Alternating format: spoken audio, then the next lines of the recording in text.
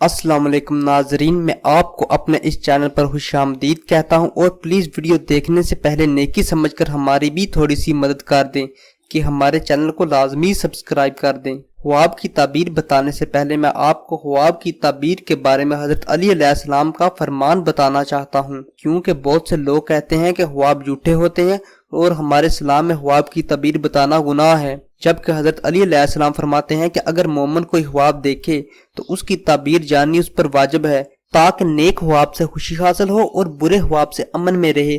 अगर किसी ख्वाब की ताबीर बुरी है तो खुदा ताला से रहम की दुआ करें और सदका दे, ताकि अल्लाह ताला आपको हर किस्म की मुसीबत और परेशानी से महफूज रखें।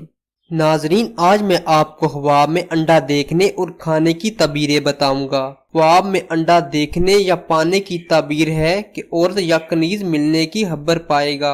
अंडे ज्यादा देखना तरक्की औलाद का बायस है। अंडा पका हुआ खाना रंज और मुशक्कत से मालो दौलत पैदा करने की दलील है। अंडा नीम पका हुआ खाना माल हराम खाने और रिश्वत को जायज करार देने की अलामत है। अंडा बतख का देखना दरवेशी इख्तियार करने, दुनिया से बेजार होने और आकबत नेक होने की दलील है। अंडा चिड़िया का देखना खुशी की अलामत है, मगर बहुत कम।